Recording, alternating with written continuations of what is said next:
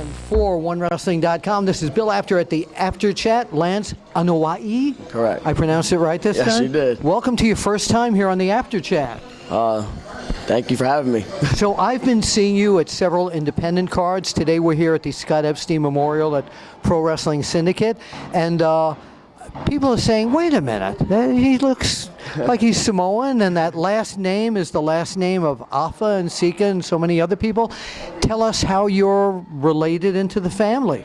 Well, it all started with my grandfather, Afa the Wild Samoan, and then got carried down to my father, Headstringer Samu, and now I'm the third generation. I'm also related to The Rock, Rikishi. Now, how are you related to The Rock? Of course, you know, the girls out there are going to want to know. The Rock is my second cousin. Okay. Rikishi, also second cousin. The Usos, Roman Reigns. Manu is my uncle. The Umaga, Yokozuna, the list just goes on. Wow. So tell us, who trained you, actually?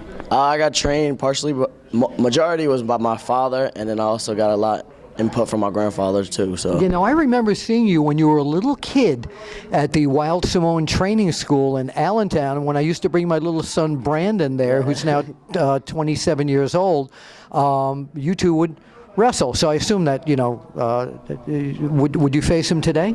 Uh-oh. You watching this, Brandon? No. All right. Ready to have some fun like we always did. So I know. But getting back to your career now, tell us what the hardest part of doing what you do is. Is it living up to the family name? It's not really living up to the family name. I love what I do. I do it all for the fans. And the hardest part probably is putting my body on the line. I am only 22 years old. I feel the pain. Tell everyone who thinks this is fake, it's really not. Yeah. We feel it, and we do it to make the fans happy, to entertain them.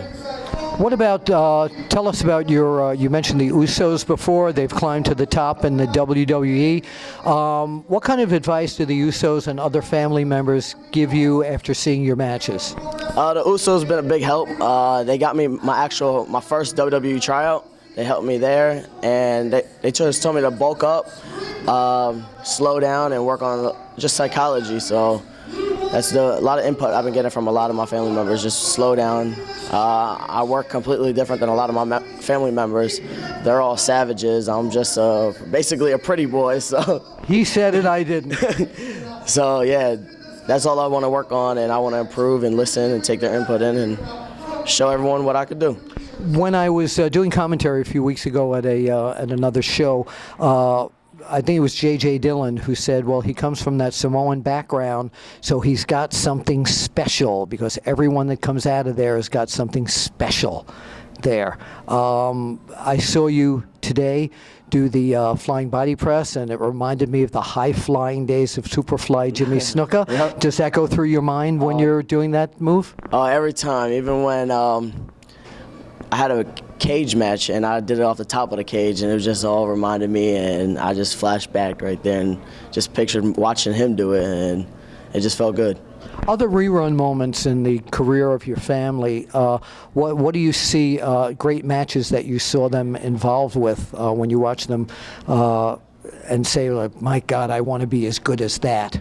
Beside the Snuka moment, are there other matches that you've seen your grandfather and other people in? I really haven't watched a lot of my grandfather. It's hard to find tapes on my grandfather other than what he had. But my dad had a great WrestleMania match with the Steiners. It was just hard action, hard fighting action. Yeah. And they put their body on the line.